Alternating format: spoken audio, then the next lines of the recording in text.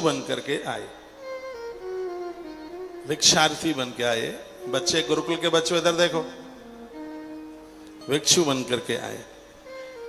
तो नंदी जी कथा सुना रहे, कथा वक्ष मुनि श्रेष्ठ शंभो तारकम सभक्त दया विप्र नारी संदेह भंजकम। आप जितने भी मुझे सुन पा रहे हैं अभी से तैयारी कर लो। घर के काम धाम पूरे हो गए हैं, बच्चों ने बहुओं ने संभाल लिया है। एक आध महीना हमारे साथ मंडला रहो, एक आध महीना हमारे साथ रामेश्वरम में रहो, एक आध महीना हमारे साथ हरिद्वार में रहो और एक आध महीना हमारे साथ वृंदावन में रहो। साल निकलने में कितनी देर लगती है? हाँ? बहुत जल्दी रामेश्वरम का भी आश्रम बन जाएगा, मंडला का तो बना ही है, वृंदावन का आनंद हो ही रहा है। ऐसी साल ये उद्घाटन भी हो जाएगा आश्रम का, बहुत जोर से काम चल रहा है मठ का। और एक छोटी सी कुटिया हरिद्वार में और बना लेंगे, क्योंकि गंगा माई से प्रेम है, गंगा नहाते रहेंगे, आचमन करते रहेंगे, ऐसे ही समय निकल जाएगा, टाइम निकल जाएगा। घर में अब दबाव में नहीं रहना, अब मुक्त जीवन जीना है। आप दबाव नहीं, बिल्कुल भी, बिल्कुल नहीं।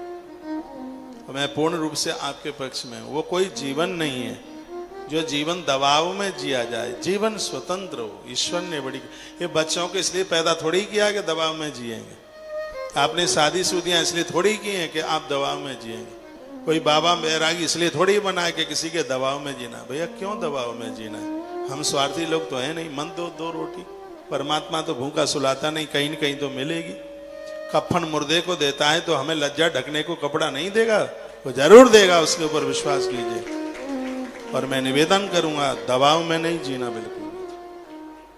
धर्मशालाएं खाली पड़ी हैं आपके लिए, बहुत आश्रम खाली पड़े हैं आपके लिए। दबाव में नहीं जीना। मैं आपको भड़का नहीं रहा हूं, लेकिन जब आपके ऊपर प्रेशर, दबाव बेटा बहू का पड़ता है तो ये मुझे बहुत खलता है, मुझे बहुत बुरा लगता है। 1.5 घंटा सुबह मिलता हूँ, 1 घंटा रात को मिलता हूँ, यही बात होती है। महाराज जी बड़े परेशान हैं, बच्चे मानते नहीं है, धमकी देते हैं, ये करते हैं, वो तमाम तरह की बात है। वानप्रस्थ जीवन आप जी रहे हैं, मुक्त मुस्कुराते हुए। और मैं दोष किसको दूं? आप पति पत्नी आपस में लड़ते रहते हैं, झगड़ते रहते हैं। औरों को आप छोड़िए। एक है आपका स्वभाव इतना कर्कश है, तुम बच्चों को ऐसे बोल देते हो। ये माताएं ज्यादातर ऐसा बोलती हैं, क्योंकि माताओं को तो चापलूसी करने की आदत है। इतनी नंबरी बुढ़ापे में माताएं चापलूस हो जाती है, पूछो ही मत। और बहुओं की चापलूसी करते हैं बहुत ज्यादा। पता नहीं कौन सा भय इनको, कौन सा डर, इतना चापलूस। अरे राम राम राम राम, आपके लिए बड़ी बहादुरी है, कितनी चापलूसी आप कर लेते हैं। काय चीज में आप दबे? सब कमा धमा के तो आपने तैयार किया, सब इकट्ठा तो आपने किया। हमारे गांव में कहावत है कि ताको बटेश्वर ताई को ठोर नहीं। बटेश्वर नाथ है ना, हमारी जन्मभूमि के नजदीक है। ताको बटेश्वर ताई को ठोर नहीं। जिस माता पिता ने सब कुछ करके तैयार किया, बहू बेटे के आंगन में आज उन्हीं के लिए जगह नहीं। आप चापलूस नहीं बनिएगा तो। और मेरी बहनों को बुरा लग रहा हो टीवी में, तो तुम्हें भी समझ में आएगा तब जब तुम सास बनोगी। तब ये देवता हैं, इनका आदर करो, मान करो, नहीं तो तुम तरसती रह जाओगी। सब बूढ़ों को हम वृंदावन बुला लेंगे। हाँ?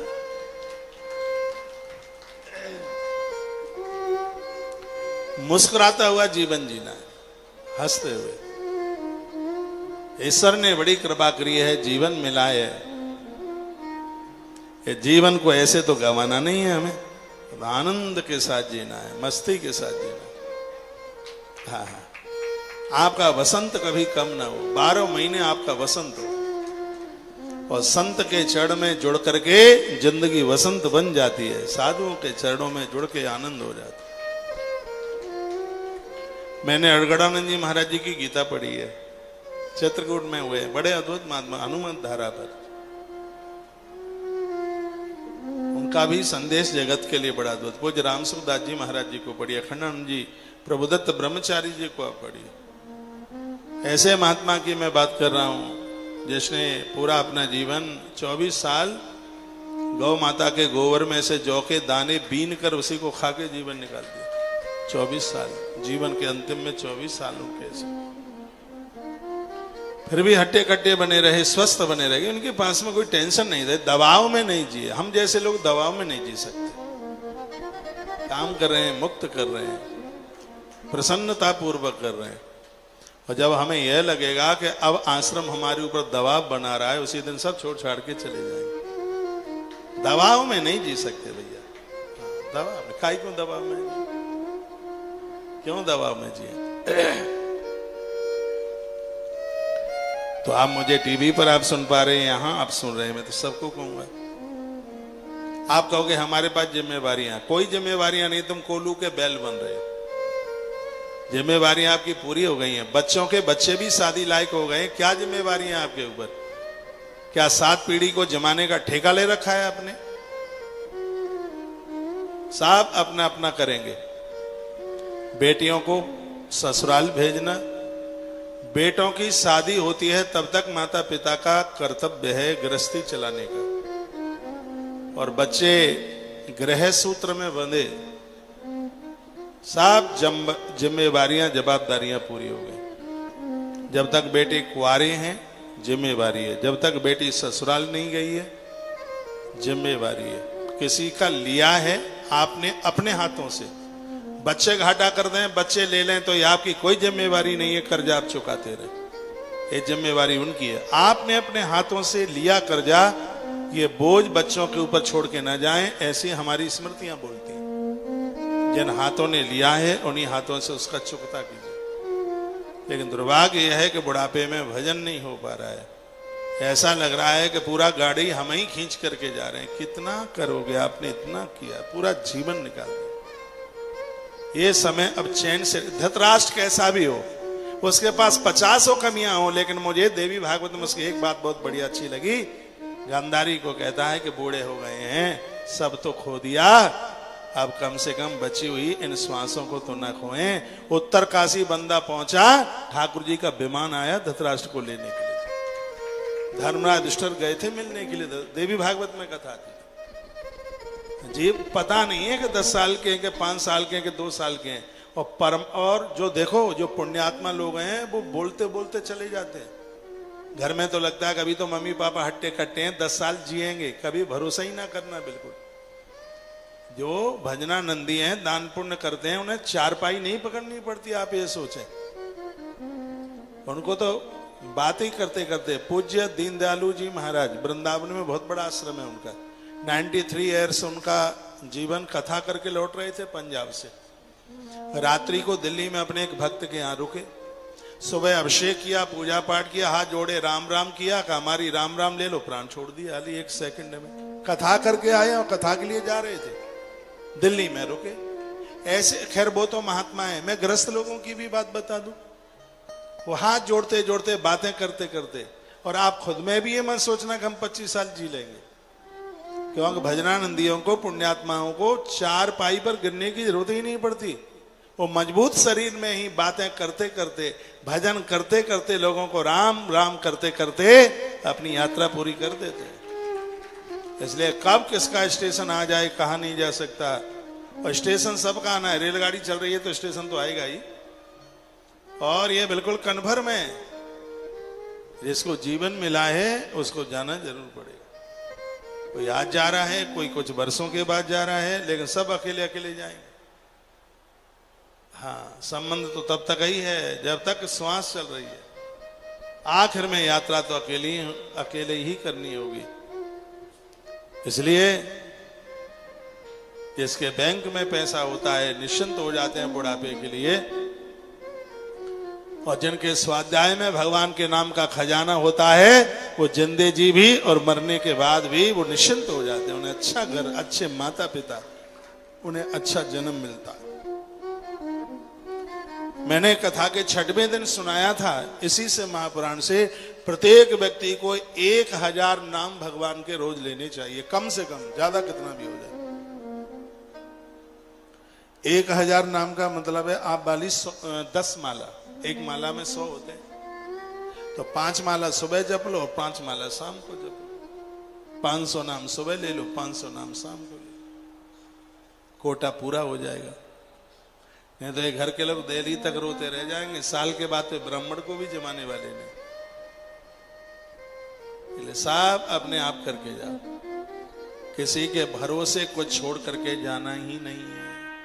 सब अपने हाथ से दान पुण्य तीर्थ यात्रा जो कुछ करना है, मठ मंदिर कुआं तालाब पेड़ पौधे जो भी कुछ करना है सब अपने हाथों से करके जाओ, पीछे को कुछ भी मन छोड़ के जाओ। मुझे बाबा भीष्म की एक बात बड़ी अच्छी लगी, वन पर्व में कथा आती है महाभारत में, मैं बहुत जल्दी आपको कुरुक्षेत्र से महाभारत सुनाऊंगा। तो धर्मराज युधिष्ठिर ने कहा पितामह आपने विवाह नहीं किया, कहते हैं कि निपुत्री का कल्याण नहीं होता। तो भीष्म ने कहा मेरे तो बहुत बच्चे हैं। भीष्म ने कहा मेरी तो बहुत संतान है। भीम भी बगल में बैठे थे, संतान आपका तो विवाह ही नहीं हुआ। भीष्म ने कहा पुत्र ये वृक्ष मैंने लगाए हैं, ये मेरी संतान है, ये मेरे पुत्र हैं। और सुन, जिस औलाद को जन्म दिया है बेटा वो भले ही ना जाए गया, लेकिन ये वृक्ष मनुष्य शरीर धारण करके अपने दाता का तर्पण पिंडदान करने के लिए गया जी जाते हैं। इस शब्द ने मेरा जीवन बदला, परिवर्तन किया, बहुत बड़ी बात। एक पेड़ लगाना 10 बच्चों को पालने के बराबर है, एक वृक्ष काटना 100 बच्चों की हत्या के बराबर है। आप बैठो कथा सुनो, 84 के चक्कर में ही लगे रहना, लगाओ चक्कर को, भोजन कर लो। हम सुन नहीं रहे, वहां बैठ जाओ, जल्दी में तो चले जाओ। चलो ठीक है बैठो। आइए कथा की तरफ आपको लेके जा रहा हूं। आसीत सत्यरथो नामना विदर्भी विषय नप धर्मात्मा सतशीलस्य महाशैव जनप्रिय। विदर्भ नगर में एक बहुत बड़े धर्मात्मा सतशील शिव भक्त राजा रहते थे, उनका नाम था सत्यरथ। महादेव का अभिषेक किए बिना वो जल भी नहीं पीते थे। तस् राज्ञ सुधर्मेण महिम पालयतो मुने महान कालो व्यतीयाया सुखेन शुभ धर्मता। धर्म पूर्वक पृथ्वी का पालन करना, शिव धर्म से सुख पूर्वक अपने जीवन को आनंदित करना, राजा का बहुत समय इसमें ही बीत गया। कदाचितस् राज्ञस्तु साल्वेश्य पुरोधिमः महान रणो बहुवाता बहुत सैन्य बलोद्वता। किसी समय उसके नगर को अवरुद्ध करने वाले बहुत से बेधर्मियों ने नगर को घेर लिया। राजा के साथ घमासान युद्ध हुआ। कहते हैं तस्मिन नपे हते युद्धे साल्वस्तु भय बेबला। साल्व लोगों ने राजा के ऊपर अतिक्रमण किया और युद्ध में राजा मारा गया। कभी कभी लोग यह कहते हैं कि वो तो इतना पुण्यात्मा, इतना था, धर्मात्मा था, फिर कैसे मौत हो गई उसकी। इतना पूजा पाठ करता था और डकैत डकैती डालते हैं तो नहीं मरते, धर्मात्मा मर गया। यह भगवान का कहाँ का न्याय है? परमात्मा के यहाँ अन्याय है ही नहीं। और एक बात जरूर ध्यान रखना, ना भगवान का कोई अपना है, ना भगवान का कोई पराया है। परमात्मा किसको अपना मान लेते हैं? स्वयं उन्होंने रामायण के उत्तरकांड में कहा मम अनुशासन मानिए जोई। स्वयं प्रभु राम कहते हैं जो मेरा अनुशासन मानेगा वही मेरा है, जो मेरा अनुशासन नहीं मानता तो वो कभी मेरा हो ही नहीं सकता। ये प्रभु राम ने बात कही। तो आप ये नहीं सोच लेगा कि उनको लड्डुओं का भोग लगा करके उन्हें अपना बना लें। तो 56 भोग तो दुर्योधन ने भी बनवा दिए थे। उसे किसी की कोई वस्तु की जरूरत नहीं है। हम ग्रंथ इसलिए पढ़ते हैं कि इसमें परमात्मा का बनाया गया विधान है, उनका अनुशासन है और उनके अनुशासन में ही जीवन जीना है। नहीं तो दिक्कत हो जाएगी। इसी संदर्भ में इस कथा को कहा जा रहा है कि राजा महादेव का बहुत बड़ा भगत है। अभिषेक किए बिना पानी भी नहीं पीता, तो भी सालवों ने मार डाला, उसे उसकी मृत्यु हो गई। तो अचंभा तो लगता है, शंकर का भगत है। और फिर युद्ध में सेना विधर्मियों ने मार डाला। ये कथा ठीक से सुन लें तो दूध का दूध और पानी का पानी होगा। तो सा विदर्भान पक्ता साधम तई दारुणम रडम प्रनष्ट रोर्वलह साल्वे ने तो देवयोगता। उन सालवीरों के साथ भयानक युद्ध करके नष्ट हुए पराक्रम वाले विदर्भ नगर के राजा देवयोग से उनके प्राण चले गए। साल्वों के द्वारा रणभूमि में उस राजा के मारे जाने के बाद बचे हुए सैनिक भी व्याकुल होकर के वहां से भाग गए। राजा की जो रानी थी वो गर्भवती थी, उसके गर्भ में संतान थी। अतः तस्य महारागी रात्रि सुपुर्ते मुने सकृत दर्पयोर वद्यान दंतवर्तनी वहेरियो। आधी रात्रि को उसे मौका मिला और स्थान छोड़ करके चली गई, राजधानी छोड़ करके चली गई। कैसे भी गर्भ में बच्चे को बचाना था। यह दुर्भाग्य वर्तमान समय का। आज तो गर्भ में बच्चों को मारा जा रहा है और परमात्मा गर्भ के बच्चे को बचाने के लिए अपना संकल्प तोड़ते हुए नारी उत्तरा के गर्भ में प्रवेश करेगी। गर्भ में बच्चे को बचाना बहुत पुण्य होता है। जो गर्भ में बच्चों को मारते हैं उनके तो हाथ का पानी पीने तक का धर्म नहीं। उसके घर की कढ़ाई को देवता स्वीकार नहीं करते, ना पुरखे स्वीकार करते। वो नारी इतनी अपवित्र होती है, इतनी अशुद्ध होती है जो गर्भ में बच्चों को मारे। और जब धरती की नारी ही अपवित्र हो जाएगी तो फिर पवित्रता कहां रहेगी। नारी को तो बहुत फूंक फूंक करके कदम उठाना होता है। हर प्रकार से गर्भस्थ शिशु की रक्षा होनी चाहिए। अपने प्राण चले जाएं चिंता की बात नहीं, लेकिन गर्भ में पलने वाला बच्चा नहीं मरना चाहिए। ये कथा कहती है। ये मेरा संदेश बहुओं को दे दो।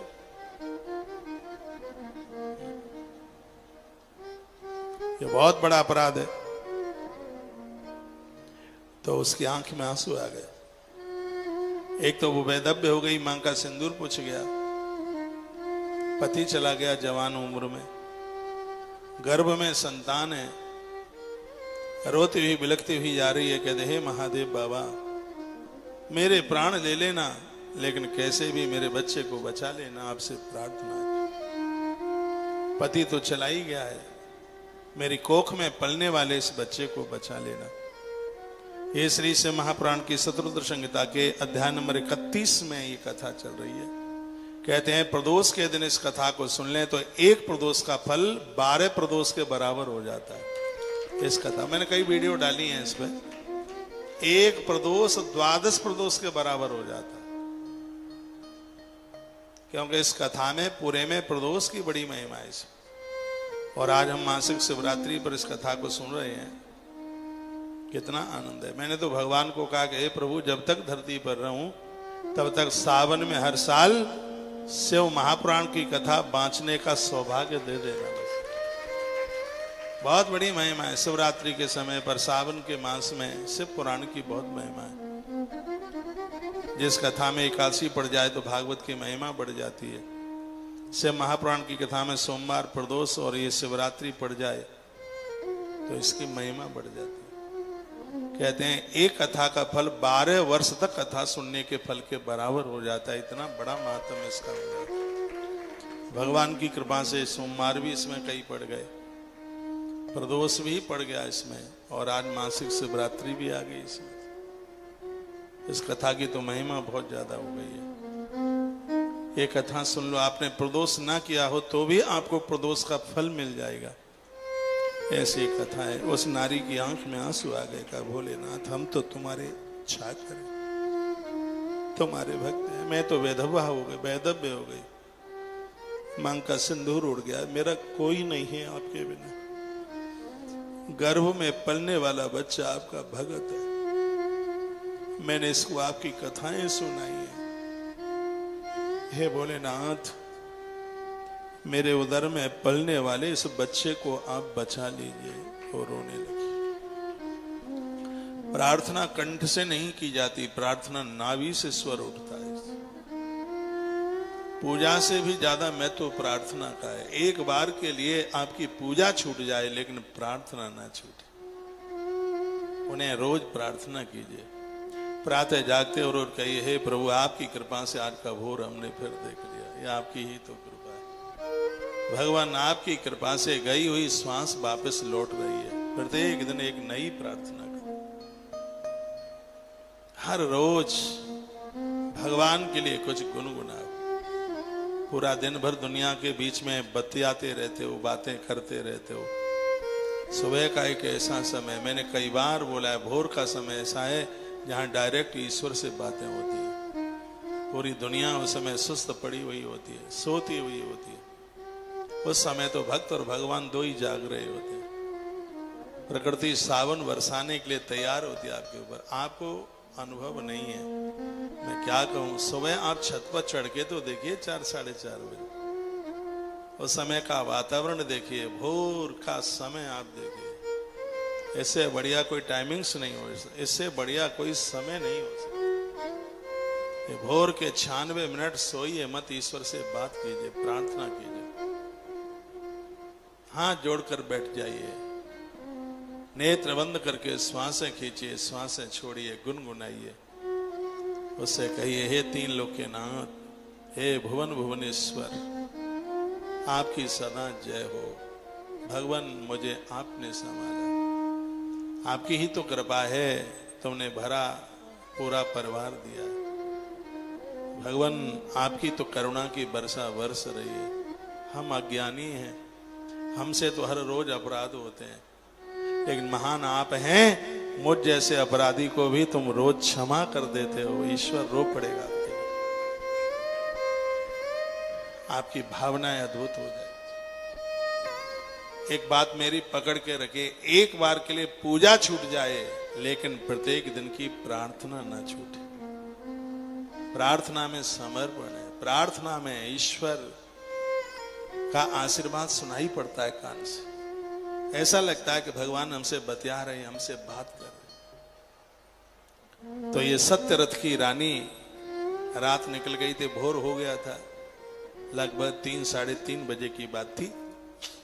चलती हुई जा रही है और ईश्वर को बोलती जाता, प्रभाते सा रागी ददर्श विमलम सरहा अतीता दूर मध्यानुम बयान शंकरस्य वै। इसने एक निर्मल जल को, सरोवर को देखा। प्रातः काल का समय था, स्वच्छ सरोवर को देखा। सुबह पानी का दर्शन, गरुण का दर्शन, मोर का दर्शन, गाय का दर्शन, मंदिर की ध्वजा का दर्शन, ब्राह्मण का दर्शन, भरे हुए घड़ों का दर्शन, झाड़ू लगाते हुए किसी स्त्री पुरुष का दर्शन, दूध की बाल्टी लाते हुए किसी स्त्री पुरुष का दर्शन, छाती से लगाकर बच्चे को दूध पिलाती हुई किसी मां का दर्शन, मोर पंख का दर्शन।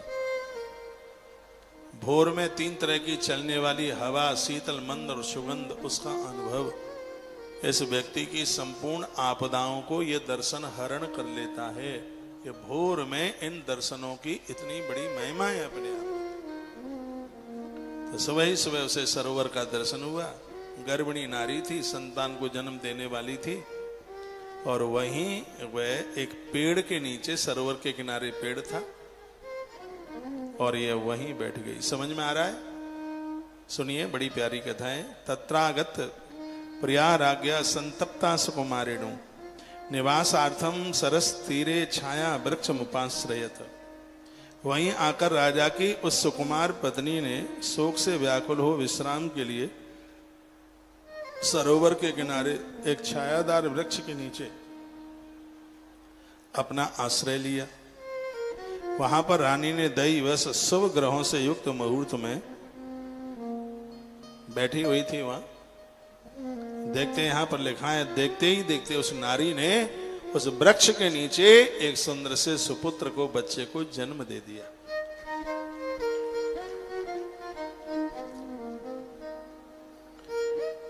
अथा तज्जन्नी देवा त्रिस्तास्त्र नृपांगना सरोवतीर्णा पानार्थम ग्रस्ता ग्रायण पाथसी। बहुत ध्यान से सुनिए, आपसे ज्यादा बढ़िया तरह से तो वो सुन रहे हैं जो टीवी में कथा सुनते हैं घर में। हाँ, तो अगल बगल की जीजियों से बतियाते रहते हैं, बात करते रहते हैं, और कथा को भी दबा में सुन रहे हैं।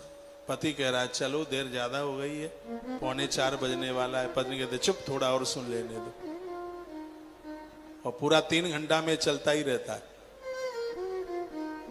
यदि कोई काम नहीं है तो कथा सुन लो, यदि कोई काम है तो जाना ही पड़ेगा। यदि समय है जाके होटल में सोना ही है तो फिर कथा ही में बैठिए। तो लिखा है तत्रागत प्रिया राज्ञा संतप्तम सुकुमारिणा निवासार्थ सत तीरे छाया वृक्षम वास्ता तत्र देव साध रागे मुहूर्तम सद गुणान्विता असूत तनयम दिव्यम सर्व लक्षण लक्षित। एक सुंदर से मुहूर्त में रानी ने उस पेड़ के नीचे ही एक बच्चे को जन्म दे दिया। अथत तजनी देवातस्तानि निपांगना सरोवतीर्णम पानार्थम। लिखा है कि बच्चे को जन्म देने के बाद कोई भी हो जनेता, उसे प्यास बहुत जोर से लगती है, चाहे वो कोई भी हो, प्यास लगती है। उसी समय उसे बड़ी जोर से प्यास लगी, प्यास के मारे व्याकुल हो रही थी और उस रानी ने सामने सरोवर को देखा ही तो पानी पीने के लिए वो सरोवर में थोड़ी धंस गई। प्यासी थी, बच्चे को हाल ही हाल जन्म दिया था उसने। इधर देखिए, जैसे ही पानी पीने के लिए अंदर वह गई तो उसी समय एक मगरी ने मगर स्त्रीलिंग मगरी, उसने उस रानी का पांव पकड़ा और वो मगरी खींचकर उसको जल में ले गई और उसकी 2 खापे कर दी, खत्म कर दिया नारी को। उस मगरी ने ग्राहा खत्म कर दिया नारी को। बच्चा पेड़ के नीचे रो रहा है। तस्मिन बने कृदन माने जात मात्रे सुते मुने कृपान्नतो महेशो भूत अंतर्यामी सरक्षका। देखो भगवान सबको बचाने वाले हैं, सबकी रक्षा करने वाले। राम सिया भजे वारहि वारा, रामे सिया भजे बारंबारा, चक्रे सुधरे सन हे रखवारा। रामे सिया भजी बारंबारा, रामे सिया भजी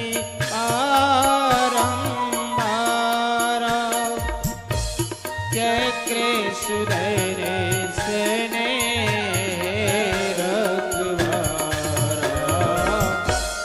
राम सिया भजी बारंबारा, चक्रे सुधरे सने रखवारा। ऐसा परमात्मा है जो हर जीव की रक्षा करता है। तो बच्चा जब रो रहा था उस पेड़ के नीचे, इतने में क्या हुआ, अनाथ एकम कृदंतम सुषुम्त तत्र ददर्शः। उस समय वहां पर एक कोई ब्राह्मणी भिक्षा मांगने के लिए जा रही थी। 1 वर्ष का बच्चा उसके अपने पास में पहले था और उस पेड़ के पास से निकली। उसने रोते हुए उस बच्चे को देखा। पहले तो सोचने लगी इस निर्जन वन में ये बच्चा कहां से आया।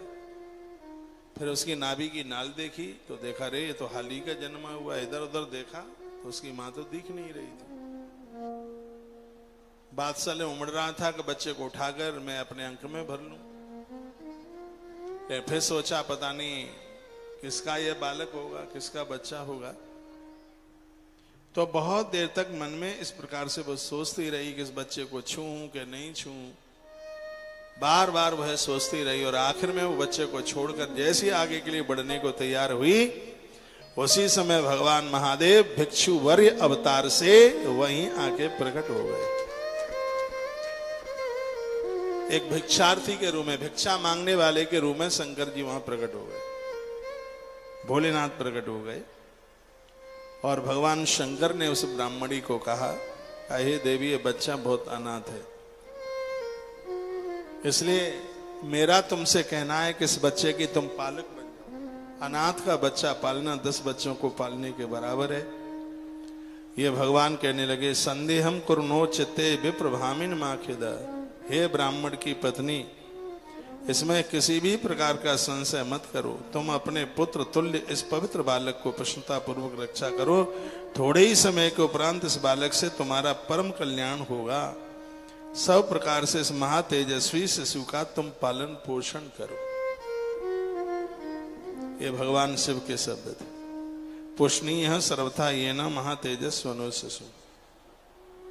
ये बच्चा अनाथ है। आपके गली मोहल्ले नगर में भी कोरोना काल में बहुत बच्चे अनाथ हो गए। माँ भी नहीं रही, दादा दादी भी नहीं रहे, पिता भी नहीं रहे, बच्चे अनाथ हो गए। यदि ऐसे बच्चे कहीं आपके आसपास हों, उनके लिए सहयोगी बनना, उनके लिए कुछ करना, ये महादेव के शब्द है। भगवान कहते हैं अनाथ बच्चों को यदि कोई पाले, अनाथ बच्चों का कोई सहयोग कर दे, उसे मैं अपना कैलाश देने के लिए तैयार हो जाता हूं, इतना ऋणी हो जाता हूं उसका।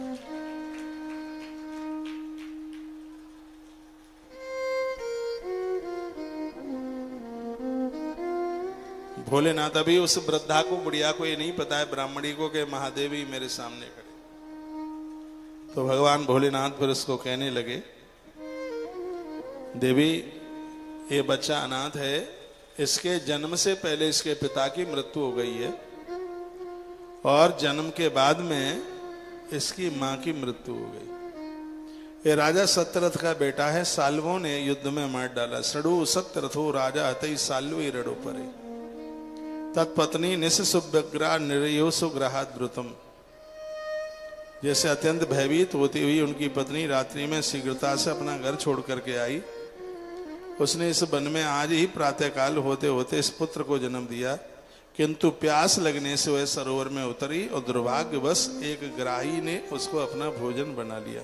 सरोवतीर्णो तृष्या ग्रस्ता ग्राहीण देवत। कोई ऐसा देव योग रहा और वह नारी एक ग्राह ने खत्म कर दी। नंदी कहते हैं इस प्रकार उन्होंने बालक की उत्पत्ति, पिता का संग्राम में मर जाना, मैया की मृत्यु के बारे में स्वयं भोलेनाथ ने कहा। हे मुनीश्वर, तब वह ब्राह्मणी अत्यंत विस्मित हुई और उसने ज्ञानी तथा सिद्ध स्वरूप उन भिक्षुक से पुनः पूछा। क्या पूछी ब्राह्मणी? कहने लगी, सराग्यो से पिता भिक्षु वर भोगांतर रे भई कस्यां सालवे स्वरूपी स्वल्पी हस्त विगातित। मैं पूछना चाहती हूँ, हे भिक्षुक, ये बताइए इस राजपुत्र का क्या दोष है इसका कि जिसके जन्म से पहले पिता की मृत्यु और जन्म के बाद मां की मौत हो गई, तो इसमें इसका क्या दोष है? क्या उस राजा की भी कोई गलती है क्या, जो कम समय में ही मौत को प्राप्त हुआ? और उस बेचारी रानी ने क्या बिगाड़ा? उसने बच्चे को जन्म दिया, ग्रह ने उसको मार डाला, तो इसमें रानी का क्या दोष है? तो भगवान बोले, हे ब्राह्मणी, इस धरती पर दोष के बिना, अपराध के बिना कोई घटना ही कहां घटती। वो तो हमें लगता है कि हमारा कोई दोष नहीं है, हम तो पूजा पाठ करते हैं, भजन करते हैं, जब तब करते हैं।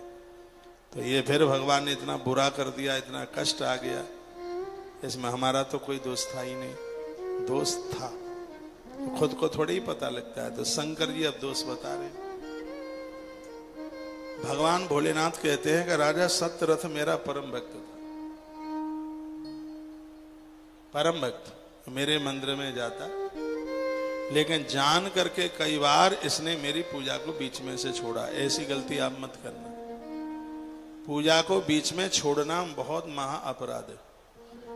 जब पूरा नहीं हो जाता, पूजा पूरी नहीं हो जाती, माला मत छोड़िए। बहुत लोग तो छोड़ छाड़ के चाय पीने को चले जाते हैं, कुल्ला करके फिर आके बैठ जाते हैं। आप 4 घंटे की पूजा मत कीजिए, उतनी पूजा कीजिए जिस पूजा में आपको बीच में बाथरूम न जाना पड़े। मत करो 4 घंटे की, आधा घंटा बहुत है, अरे 10 मिनट बहुत है, लेकिन पूजा के बीच में से नहीं जाना। ये ग्रंथ कहता है। 31 नंबर का अध्याय है शतरुद्र संहिता का, और वहीं से मैं आपको जिक्र कर रहा हूं। और स्वयं भोलेनाथ कहते हैं कि लड़ाई कहीं हो जाए तो राजा पूजा छोड़ के चला जाए, किसी में बतियाना हो जाए तो छोड़ के चला जाए, कभी तो बीच में खाने पीने को राजा चला जाए खड़े हो गए। भगवान महादेव कहते हैं कि जब ब्राह्मणी को कह रहे हैं, जब व्यक्ति की तरक्की होती है तो सबसे पहले उसका भजन छूटता है, पूजा पाठ छूटता है, घर मकान दुकान नहीं छूटते, परिवार नहीं छूटता, भोजन नहीं छूटता। लेकिन जब आदमी की प्रोग्रेस होती है, तरक्की होती है, तो भगवान उसका जरूर छूटता है। फिर वो इतना बड़ा हो जाता है कि फिर उसके धमनियों में ये थोड़ी ही रहता है कि इस भगवान की पूजा कर करके मैं यहां तक आया। तो बड़ा हो करके ऐसा हो जाता है, घमंडी हो जाता है। तो भगवान महादेव कहते हैं, मेरी कोई पूजा करे और युद्ध में मारा जाए, रानी वो ब्राह्मणी, ये तो बिल्कुल संभव नहीं।